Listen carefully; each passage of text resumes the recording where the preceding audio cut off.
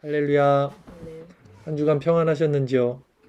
네, 오늘도 주님의 은혜 가운데서 함께 예배드릴 수 있어서 참 감사드리고 행복합니다. 우리가 성경을 읽을 때 주의해야 할 부분이 하나 있습니다. 뭐냐면 성경의 전후 맥락, 문맥을 봐야 돼요. 그리고 저자가 말하려고 하는 의도를 파악해야 한다는 것입니다. 오늘 본문도 그런 관점에서 바라보고 해석해야 되는 본문이에요. 본문은 예수님께서 예루살렘 성에 들어가셔서 해가 저물매 베단이란 곳으로 다시 나오셔서 유숙하시고 다음날 아침 일찍 다시 예루살렘 성으로 들어가시는 장면인데, 그 상황에 무엇이 있었죠? 무화과 나무가 있었습니다. 근데 예수님께서 시장하셨어요. 아침에 배가 고파서 무화과 나무에 열매가 있을까 해서 가서 봤더니 열매가 없었죠. 그러자 예수님이 어떻게 하셨냐면 그 나무를 저주하셨어요. 네가 다시는 열매 맺지 못할 것이다. 그런데 이게 단지 예수님이 지금 배가 고프신데 무화과 나무가 열매를 못 맺었다는 그 이유만으로 무화과 나무를 그렇게 저주하셨을까? 좀 아니겠죠? 예수님 40일 금식도 하시는 분이신데 한 끼 그거 굶었다고 그렇게 무화과 나무를 저주하시고 화내셨다고는 볼 수 없겠죠. 그렇다면 아까 말씀한 대로 이 성경 내용의 전후 맥락, 본문이 어떤 내용이 구축되어 있는지를 알아야지 오늘 이 무화과 나무를 예수님이 왜 저주하셨는지를 알 수 있습니다. 네. 이 사건 전에 무슨 일이 있었냐면 지금 예수님께서 예루살렘 성전에 들어가시는 사건이 있었어요. 그리고 지금 이 무화과 나무 우리 다음 주에 배우겠지만 다음 주 사건이 뭐냐면 또 예루살렘 성전으로 또 들어가시는 장면이 있습니다. 그러니까 예루살렘 성전을 양쪽에 끼고 그 사이에 샌드위치 구조라고 해요. 이거를. 이 무화과 나무 사건이 딱 기입이 된 거예요. 그렇다면 분명히 이 무화과 나무를 저주하신 사건은 지금 이 예루살렘 성전과 관련이 있는 내용이 가능성이 크겠죠. 네. 오늘은 그런 내용을 맥락에서 왜 예수님께서 이 무화과 나무를 열매 맺지 못한다고 저주하셨는지, 이것이 지금 오늘날 우리들에게 시사하는 바는 무엇인지, 포도나무와 가지 이야기 아시죠, 여러분? 그리스도와 연합된다는 이 관점에서 열매 맺지 못하는 나무는 멸망받는다. 열매 맺지 못하는 나무는 멸망받는다. 라는 제목으로 말씀을 전하겠습니다. 본문 마가복음 11장 11절 한 절 말씀 같이 읽겠습니다. 시작. 예수께서 예루살렘에 이르러 성전에 들어가사 모든 것을 둘러보시고 때가 이미 저물매 12 제자를 데리시고 베다니에 나가시니라. 그렇게 했죠. 예수님이 말씀드렸듯이 이 직전에 있었던 일입니다. 예루살렘 성전에 들어가셨어요. 그래서 모든 것을 둘러보셨는데 이미 해가 저물었죠. 그래서 12 제자를 데리시고 베단이라는 곳으로 유숙하러 갔다. 이 장면이죠. 그렇다면 예수님께서 이 지금 성전 안에서 무엇을 둘러보셨을까요, 여러분? 다음 주에 우리가 배울 내용에 보면 알 수 있는데요. 바로 성전 안에서 매매하는 자들을 그때 내쫓으시고 돈 바꾸는 자들의 상가, 비둘기 파는 자들의 의자를 둘러 엎으시는 장면을 살펴볼 수 있어요. 다음 주에. 그러니까 그 전날 이미 그것을 둘러보신 거예요. 아, 성전에서 지금 매매를 하고 있구나. 이 사람들이 지금 예배를 드리지 않고 장사를 하고 있구나. 그것을 둘러보고 돌아가신 것입니다. 예수님께서는 그 자들을 어떻게 할 것인지 미리 성전 안에서 일어나는 일들을 둘러보시고 이제 때가 저물매 베다니로 갔던 것이죠. 본문 말씀 이어서 읽겠습니다.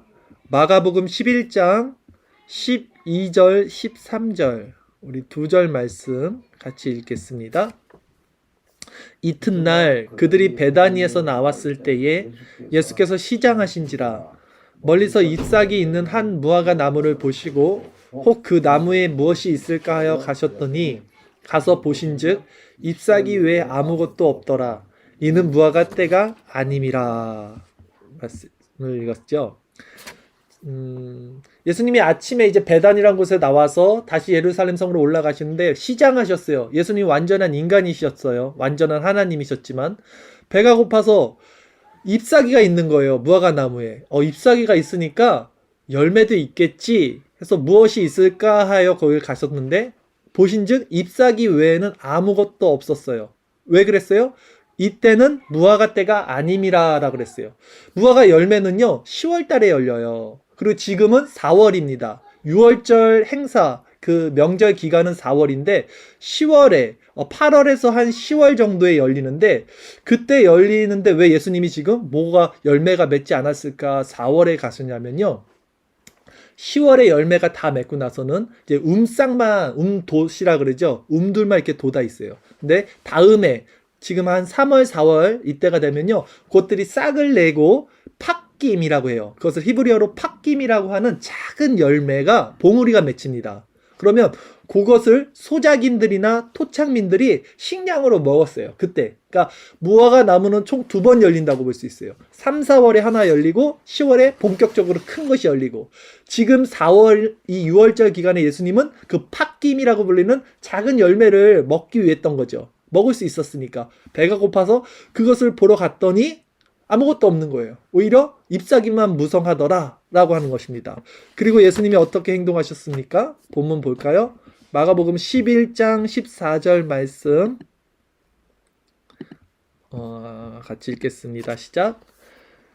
예수께서 나무에게 말씀하여 이르시되 이제부터 영원토록 사람이 내게서 열매를 따먹지 못하리라 하시니 제자들이 이를 듣더라.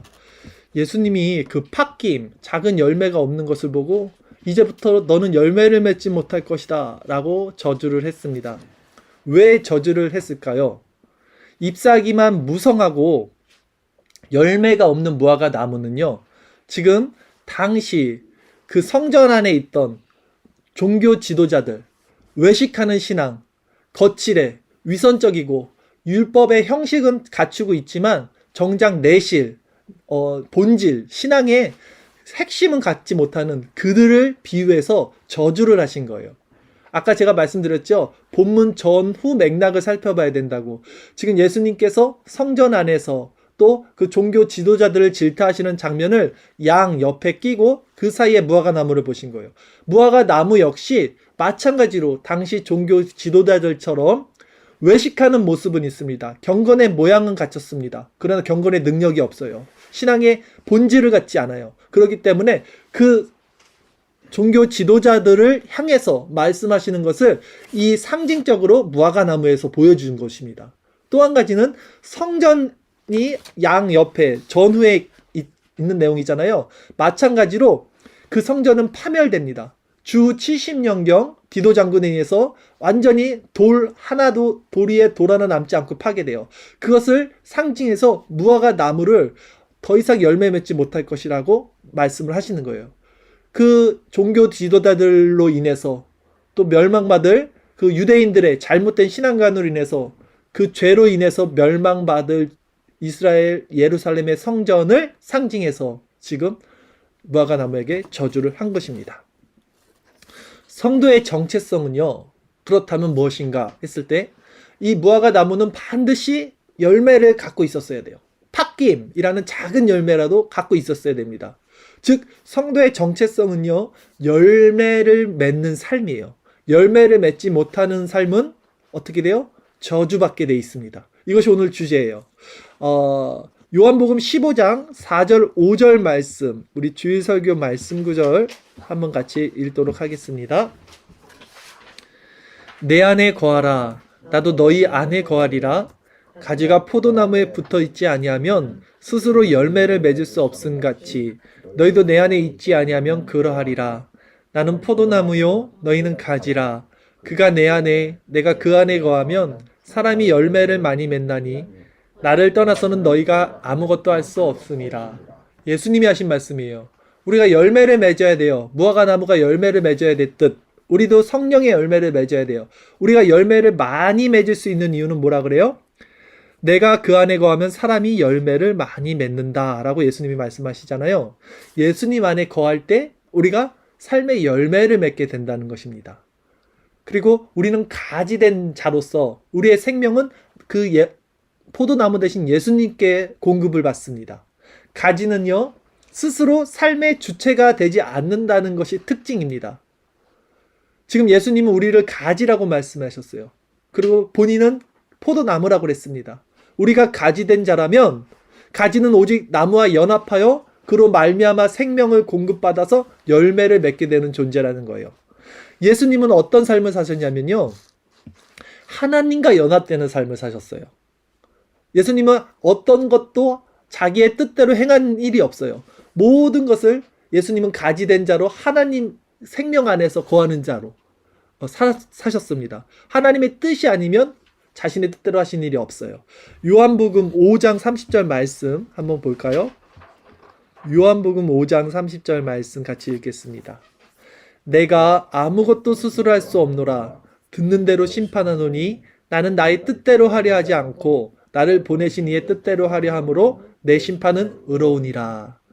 아멘. 예수님이 하신 말씀이에요. 내가 아무것도 스스로 할 수 없다라고 말해요. 예수님이 왜 스스로 할 수 없어요? 예수님이 하나님인데. 근데 예수님은 나를 보내신 이의 뜻대로 하기 때문에 내 심판은 의롭다. 나의 모든 행위는 의롭다라고 말씀을 하시는 것입니다. 마찬가지로 여러분, 우리가 의로워지려면, 우리가 거룩한 삶을 살려면 우리는 성령을 통해서, 성령으로 말미암아 그리스도라는 나무에 연합된, 가지된 삶을 살아야 된다는 거예요.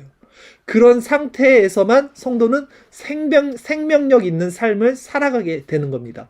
마치 예수님이 하나님 안에 거하기 때문에 예수님의 심판이 의로웠듯이 우리는 예수님 안에 거할 때 그 예수님 안에서 연합된 자의 생명력을 갖게 된다는 것입니다. 그리스도 안에 거한다는 삶이 무엇입니까, 여러분? 우리가 가지된 자로서 그리스도의 나무에 붙어서 산다는 삶이 무엇입니까? 즉, 기도와 말씀 안에 거하는 삶이죠. 말씀과 기도와 묵상 가운데 우리를 온전히 내어드리는 거죠. 다른 건 없어요. 다른 거는 우리가 주체가 돼서 사는 건데, 그게 아니라 이렇게 예배 드리시고 또 말씀을 보시고 또 묵상을 하고 기도를 드리시고 이 삶이 우리의 삶이 되는 것, 그게 가지된 삶이죠. 그리고 그 연합된 삶 속에서 나타나는 결과는 뭐냐면 스스로 주인이 되지 않는다는 거예요. 우리가 날마다 말씀을 보고 성경 공부를 하고 묵상을 하고 기도를 해보세요. 어떻게 우리 안에 자아가 형성이 되고 우리가 스스로 주인이 되겠습니까? 우리 겸비되고 낮아지겠죠. 그 삶이 바로 가지된 자의 삶이다라는 것이죠. 이것으로 그가 그리스도란 나무에 붙어있는 가지인지 성령의 열매를 맺고 있는지가 드러나요. 이런 자들의 삶에서는요, 자기 부정이 일어납니다.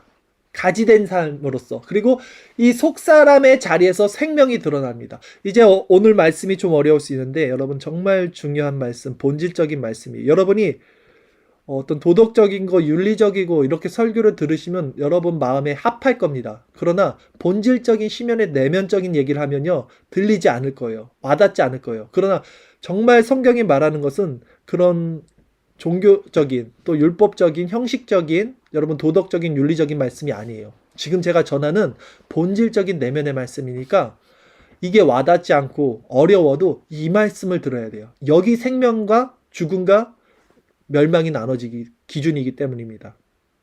자, 신앙에 있어서 가장 중요한 본질에 대해서 예수님이 이렇게 말씀을 하세요. 오늘 이 말씀이 좀 길어서 제가 한번 읽어드릴게요. 요한복음 17장 21절에서 26절까지 말씀인데요. 제가 한번 읽어드릴 테니까 한번 들어보세요. 예수님 말씀하십니다. 아버지여, 아버지께서 내 안에, 내가 아버지 안에 있는 것 같이 그들도 다 하나가 되어 우리 안에 있게 하사 세상으로 아버지께서 나를 보내신 것을 믿게 하옵소서. 내게 주신 영광을 내가 그들에게 주었사오니 이는 우리가 하나 된 것 같이 그들도 하나가 되게 하려 함이니이다. 곧 내가 그들 안에 있고 아버지께서 내 안에 계시어 그들로 온전함을 이루어 하나가 되게 하려 함은 아버지께서 나를 보내신 것과 또 나를 사랑하심 같이 그들도 사랑하신 것을 세상으로 알게 하려 함이로소이다. 아버지여, 내게 주신 자도 나 있는 곳에 나와 함께 있어 아버지께서 창세 전부터 나를 사랑하심으로 내게 주신 나의 영광을 그들로 보게 하시기를 원하옵나이다. 의로우신 아버지여, 세상이 아버지를 알지 못하여도 나는 아버지를 알았사옵고 그들도 아버지께서 나를 보내신 줄 알았사옵나이다. 내가 아버지의 이름을 그들에게 알게 하였고 또 알게 하리니 이는 나를 사랑하신 사랑이 그들 안에 있고 나도 그들 안에 있게 하려 함이니이다. 아멘. 예수님의 기도예요. 예수님과 하나님이 하나 된 것 같이 우리들도 예수님 안에서 하나가 돼서 그 아버지의 뜻을 알게 해주세요 라는 예수님의 기도입니다. 그러나 지금 이런 말씀이요, 외식하는 자들, 종교적인 신앙 안에 머무는 자들, 또 세상 자연인들에게는 와닿지가 않아요. 무슨 말인지 이해를 할 수 없습니다. 종교 지도자였던 바리새인도 마찬가지였죠. 오히려 그들은 가지된 자의 삶을 산다고 스스로는 생각을 합니다. 율법을 지키면서 자신은 하나님의 말씀에 순종하고 있다고 생각을 해요. 그러나 그것이 율법적 올무가 돼서 여전히 자신이 삶의 주체가 되고 주도권을 잡고 있으면서도 행위로 가지된 자의 삶을 위장하여 행하게 된다는 거예요. 우리는 그 부분을 경계해야 됩니다, 여러분. 지금 제가 말씀드린 것이 이해가 됩니까? 스스로 주체가 되고 주인이 돼서 살지만 머릿속으로는 나는 가지야. 왜? 나는 지금 예배를 드리고 하나님을 섬기고 있어. 그러니 나는 가지야. 이렇게 스스로도 속고 스스로를 위장해서 살고 있다고요. 왜? 신앙의 모습을 통해서. 가지가 아닌데 가지라고 생각하고 있다고요, 스스로. 그 부분을 경계해야 된다고요, 우리는. 이것이 뭐냐면 오늘 본문에 나온 잎사귀만 무성한 무화과 나무와 같은 것입니다. 뭔가 의리의리한 거예요. 겉모습은 번지를 합니다. 잎사귀가 막 많은 거예요. 그러나 속은 정작 비어 있어요.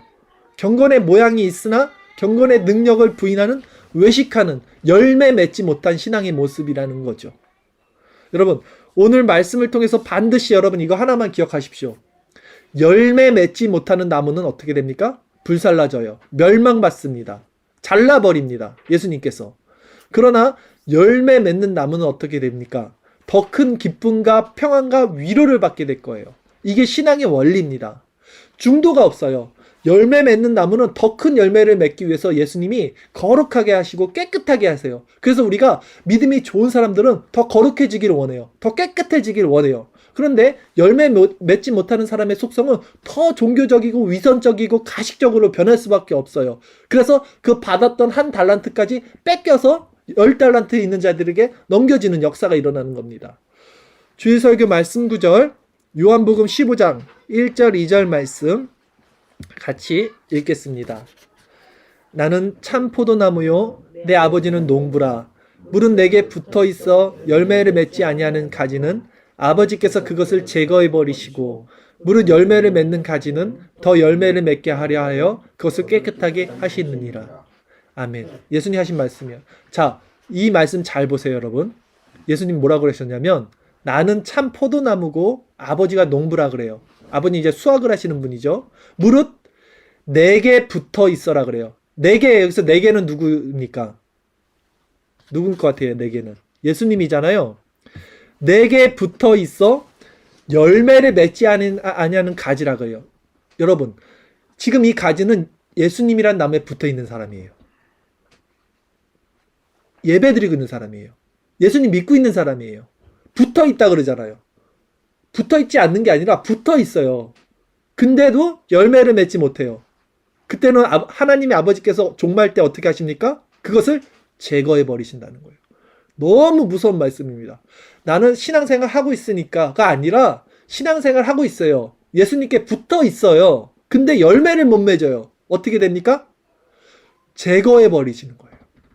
그런데 무릇 열매를 맺는 가지는 어떻게 됩니까? 더 열매를 맺게 하려고 그것을 깨끗하게 하신다는 거예요. 아까 말씀드렸듯이 거룩하게 하신다는 거예요. 그래서 성도는 그리스도 안에서 더욱 거룩해지는 자들이 돼요. 그래서 더 열매 맺는 자들이 돼요. 이게 신앙의 원리입니다. 중간 지대가 없어요, 신앙은요. 이렇게 신앙생활 하면 되는 거지가 아니에요. 다들 그렇게 신앙생활 하잖아. 그거 아닙니다, 여러분.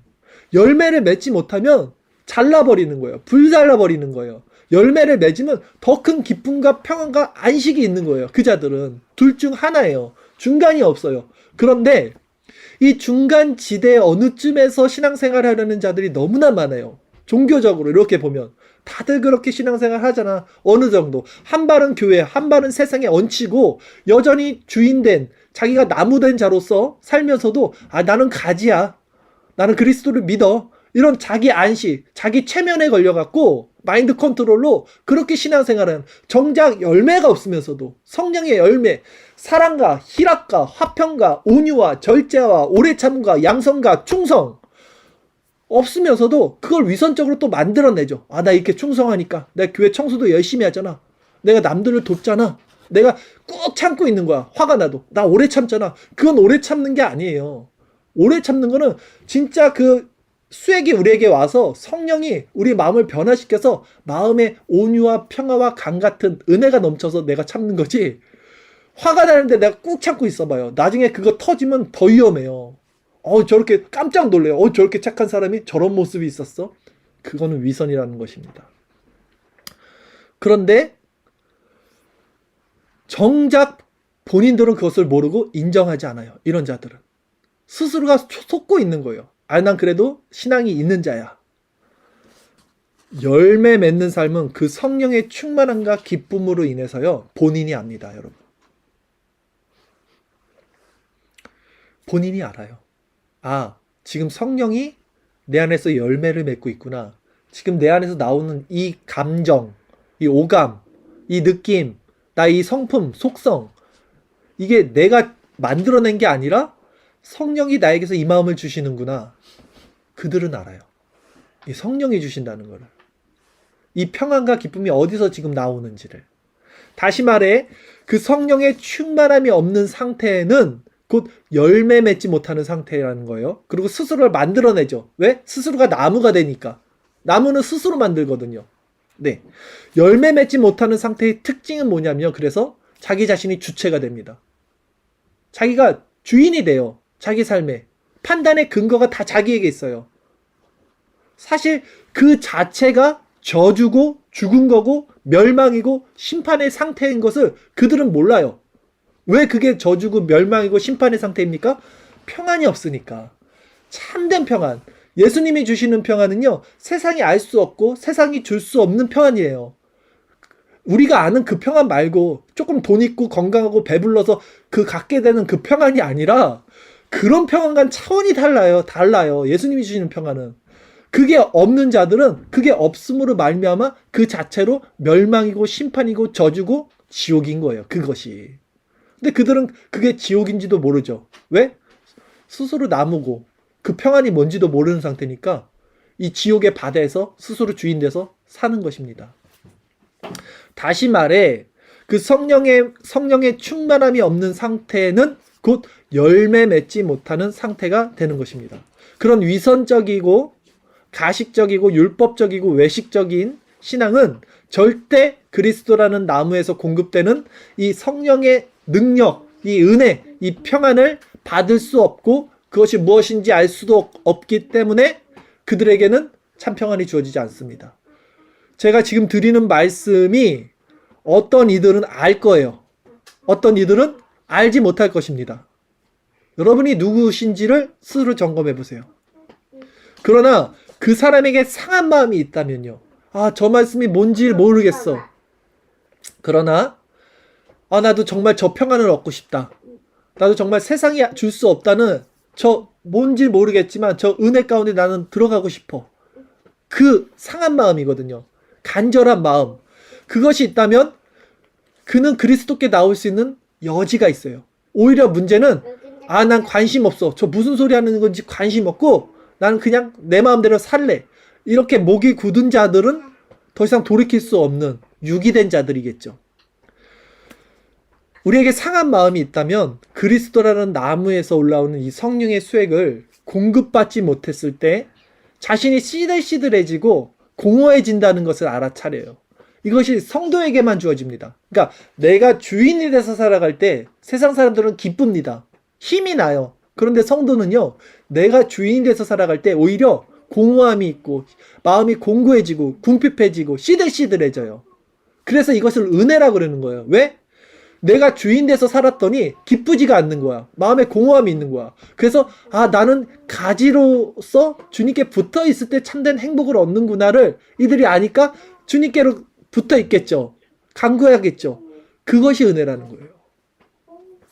그러기에 여러분은 반드시 그리스도로 말미암아 열매 맺는 나무가 되려면 그리스도라는 생명에 여러분 자아를 넘기셔야 돼요. 내가 가지라는 인식이 항상 내 안에 머물러 있어야 돼요. 그러기 위해서 성경은 깨어서 기도하라 그러는 거예요. 깨어서 기도해서 내 자아를 더 살찌우고 내 자아를 더 정신통일해서 살라는 게 아니라 그 정신통일해서 내 자아를 살찌우지 말라고 기도하라는 거예요. 하나님께 붙어있기 위해서 날마다 깨라고 기도하는 거예요. 거꾸로 사용하고 있어요. 기도를 사람들이. 그러기 위해서 날마다 천국은 침노하는 자의 것이라는 거예요. 분투하라는 거예요. 악에게 지지 말고 선으로 악을 이기라는 거예요. 이것들이 이 악이 뭐냐면 내 자신이에요. 내가 악이라고요. 내가 죄라고요. 그러니까 나를 섬기지 말고 이 선은 뭡니까? 그리스도잖아요. 선으로 악을 이기라는 거예요. 그리스도라는 나무에 붙어 있으라는 말이에요. 성령과 소통해야 된다는 것입니다. 나의 존재의 이유가 나 자신이 아닌 그리스도에게 있을 때 우리는 비로소 가지된 자의 생명으로서 참 평안을 얻게 됩니다. 저는 정말 이 말씀을 듣고 여기서 눈물 흘리고 아멘하고 같이 그런 분들이 많이 있었으면 좋겠어요. 그래 저도 힘이 나서 더 소리쳐 외치죠. 여러분들에게도 이런 마음이 있기를 간구합니다. 정말. 그래서 성경은요 뭐라 그러냐면 너희가 먹든지 마시든지 무엇을 하든지 하나님의 영광을 위해서 하라 그러는 거예요. 자 여러분 들으세요. 말씀을 지금 무슨 소리 하는지 잘 들어야 돼요. 정말 중요한 말씀이에요. 아 내가 무엇을 하든지 내가 먹든지 마시든지 무엇을 하든지 내가 하나님의 영광을 위해서 해야 되는구나. 이게 아니에요. 제가 지금 이 말씀 드리는 게 아니라고요. 여러분. 그렇게 이해하시잖아요. 다들. 그게 아니라 가지된 자의 삶은요. 저절로 먹든지 마시든지 무엇을 하든지 하나님의 영광을 위해서 살게 되는 상태가 되는 겁니다. 내가 주체가 돼서 하는 게 아니라 그렇게 수동적으로 되는 거예요. 그런 상태가 되는 거예요. 그 열매를 맺는 거예요. 그들은 스스로 주체가 되지 않기 때문에 삶 자체에서 그리스도의 향기가 흘러나와요. 이렇게. 그리고 삶에서 능력이 나오게 돼요. 그리고 참되고 아름다운 하나님의 영광이 그 삶 가운데 비춰지게 되는 것입니다. 이런 그리스도와의 연합된 자의 삶은 스스로 자신을 정죄하거나 판단하거나 스스로 주인이 돼서 행하지 않습니다. 삶의 모든 부분에서 전적으로 주님을 신뢰하고 그분의 간섭을 받고 그분께 의탁하고 그분에 의해서 우리의 겉사람이 완전히 장악당한 삶을 삽니다. 완전 100% 성령에 복종하며 수동적인 순종하는 삶을 살게 됩니다. 이게 가능해요, 여러분. 이게 어떻게 가능하겠어? 아니요. 이게 가능해요. 그리고 이게 가능해야 합니다. 그래야 열매를 맺는 거예요. 그래야 지옥 가지 않는 거예요. 여러분, 그래야 구원받는 거라고요. 그런데 세상 사람들은 절대 이 마음을 알 수 없고 살 수가 없어요. 스스로 주인이 돼서 주인이 되지 않는다는 것이 무엇인지 그들에게는 허락되지 않았어요. 이 마음이. 알 수 없어요. 그러기에 성경은 이것을 성령의 소욕과 육체의 소욕을 비유해서 말씀합니다. 성령의 소욕은 육체를 거슬러요. 그리고 육체의 소욕은 성령을 거슬러서 이 둘이 서로 대적합니다. 둘이 하나가 될 수 없어요. 둘 중 하나라고요. 여러분이 지금 제가 말씀드리는 것을 전적으로 100% 이해하고 공감하고 완전히 공유가 돼서 할렐루야 아멘이 일어나든 아니면 그 반대든 중간이 없어요. 갈라디아서 5장 16절 17절 말씀 우리의 말씀 한번 주일설교 말씀 한번 읽겠습니다. 내가 이르노니 너희는 성령을 따라 행하라. 그리하면 육체의 욕심을 이루지 아니하리라. 육체의 소욕은 성령을 거스르고 성령은 육체를 거스르나니 이 둘이 서로 대적함으로 너희가 원하는 것을 하지 못하게 하려 함이니라. 그렇죠? 분명히 성령의 소욕과 육체의 소욕이 거스르는 거예요. 그런데 성령을 따라 행하지 않는 자들, 즉 육체의 소욕을 따르는 자들은요. 육체의 소욕을 따른다는 게 가지가 아닌 삶입니다. 내가 주인 된 삶이에요. 바로 여러분들 말씀드리는 거예요. 이 사람들은 어떻게 되는가 볼까요? 갈라디아서 5장 19절에서 21절 말씀 같이 읽겠습니다. 육체의 일은 분명하니 곧 음행과 더러운 것과 호색과 우상숭배와 주술과 원수 맺는 것과 분쟁과 시기와 분냄과 당짓는 것과 분열함과 이단과 투기와 술 취함과 방탕함과 또 그와 같은 것들이라.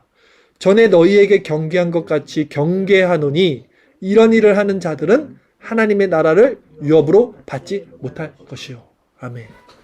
하나님 예수 믿으면 다 구원 받은다면서요. 그냥 믿으면 다 재퉁친다면서요. 아닙니다, 여러분. 그것은 정말 구원받은 자가 아니에요.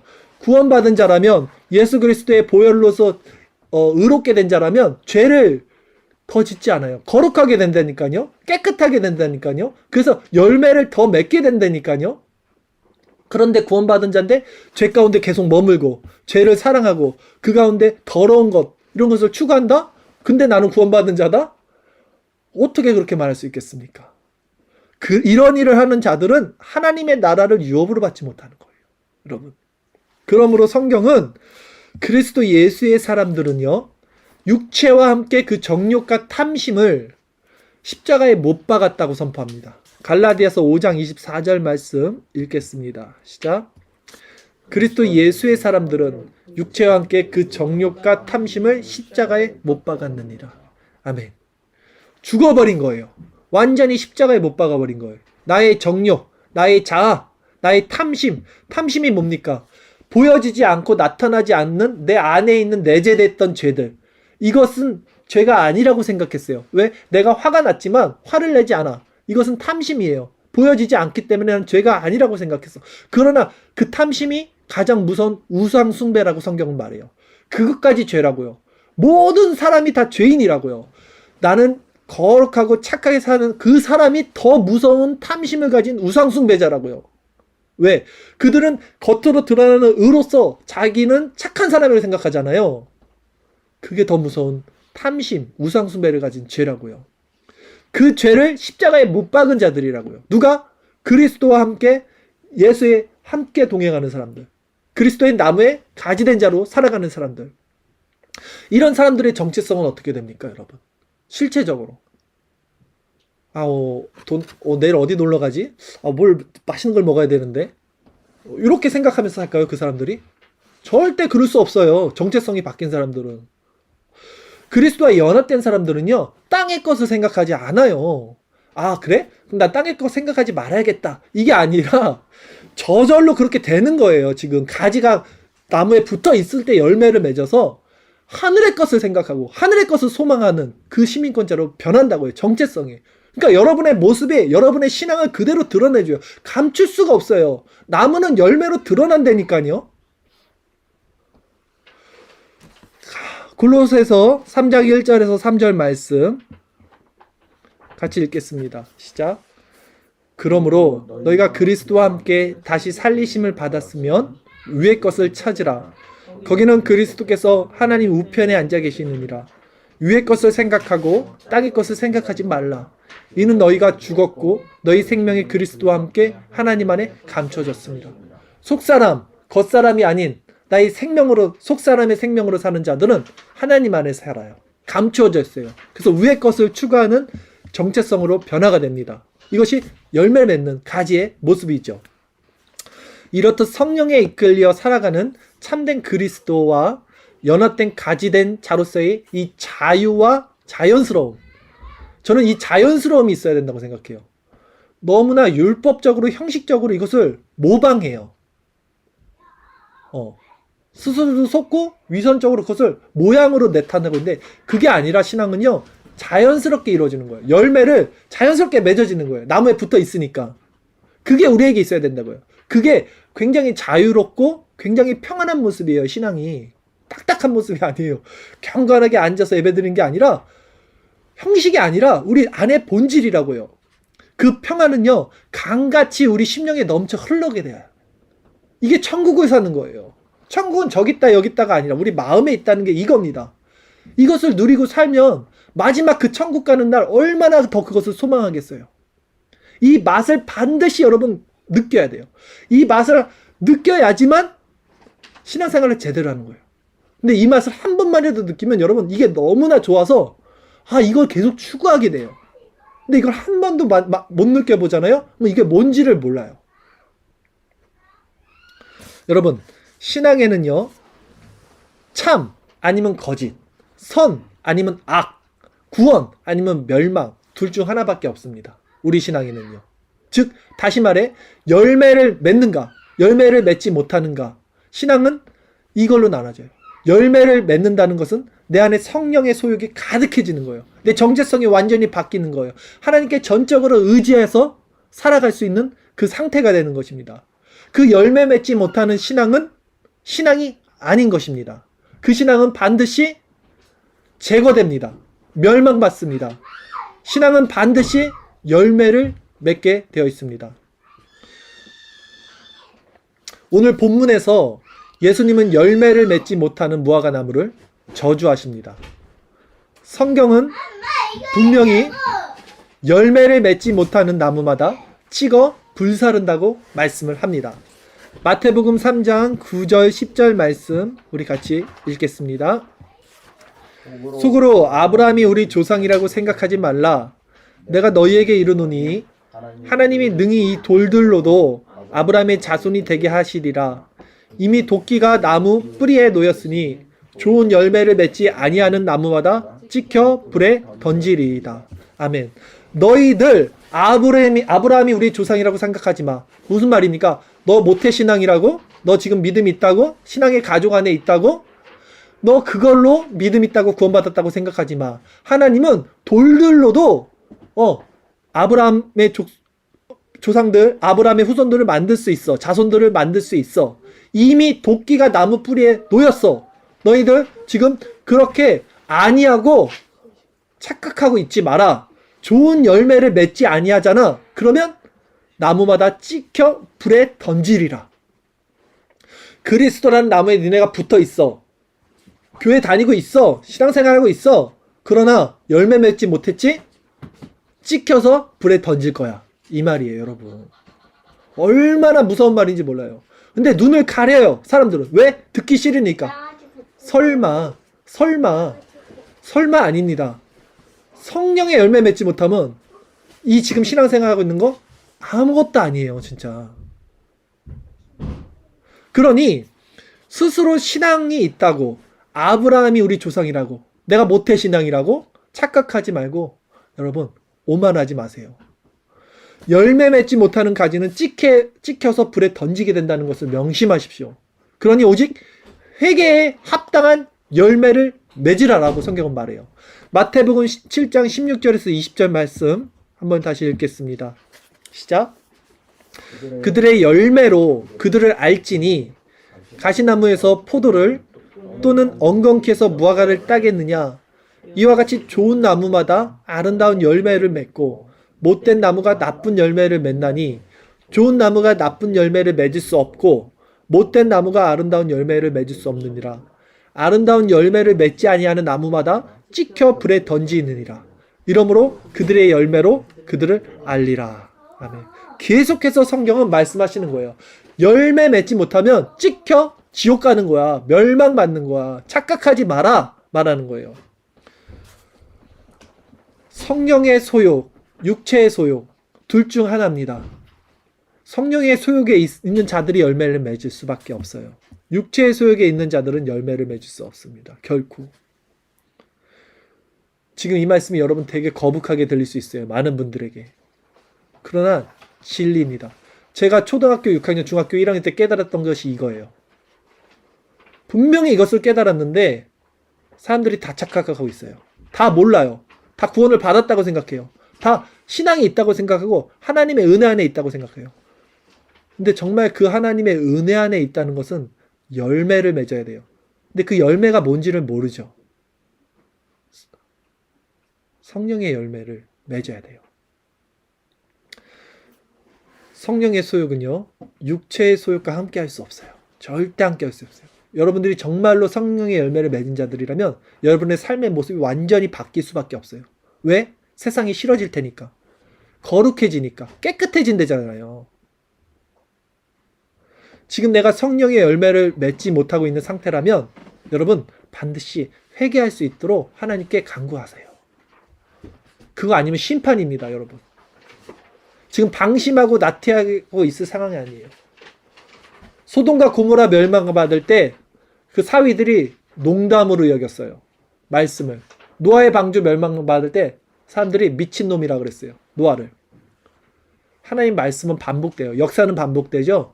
여러분 지금 이 말씀 여러분에게 날마다 매일 주어지는 말씀 아니에요. 제가 이렇게 강하게 설교한 적 많이 없지요.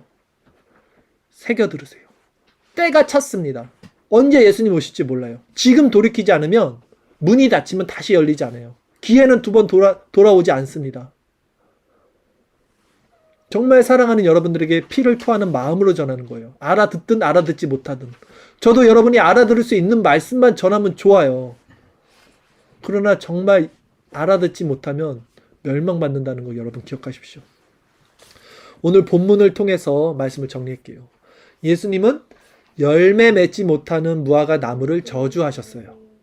잎사귀만 무성하고 정작 열매를 맺지 못하는 무화과 나무는요, 당시 율법적인 신앙의 모습은 갖췄지만 종교적인 외식하는 종교 지도자들과 아브라함이 우리 조상이라고 아니하며 종교적인 신앙, 매너리즘에 빠져있던 예루살렘 성전을 섬기고 있는 유대인들을 향해 보여주신 경고의 말씀이셨습니다.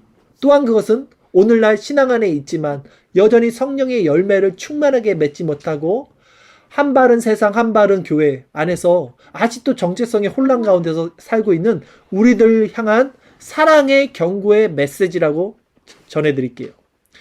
그들이 섬기고 있던 예루살렘 성전은요, 말씀드렸듯이 주 70년경 정말 모든 것이 다 파괴되었습니다. 그러나 그 성전은요, 여러분 반드시 파괴되었어야 돼요. 왜냐하면 그 성전이 파괴되지 않으면 사람들은 여전히 종교적으로, 행위적으로, 율법적으로 하나님을 섬겼을 겁니다.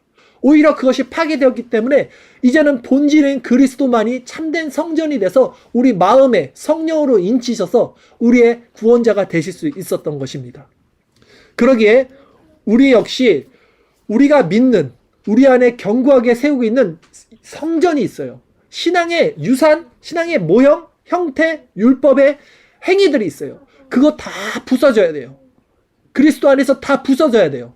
그래야지 본질적인 그리스도라는 참된 성전만 우리 안에 온전하게 임할 수 있기 때문입니다.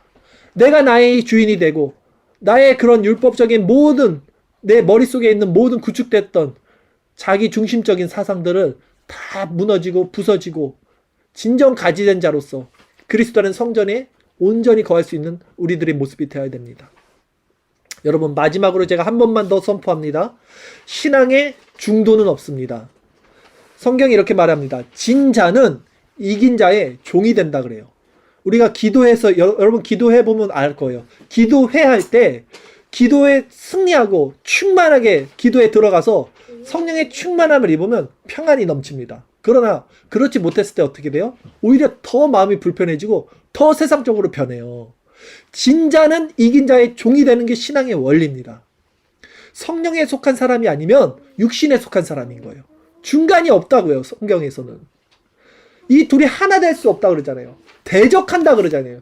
어떻게 근데 중간에서 있다고 생각하냐고요. 다. 대적하는 거예요. 여러분이 성령의 사람이 아니면 육체의 사람이라는 겁니다. 열매를 많이 맺는 가지는 더 열매를 많이 맺게 하신다고 성경은 말합니다. 그러기 위해서 더 그를 깨끗하게 하고 거룩하게 한다고 합니다. 그런데 적게 맺는 가지는 제거해 버린다고 합니다. 기억하십시오. 오늘 설교 제목 열매 맺지 못하는 나무는 멸망받는다. 기도합시다.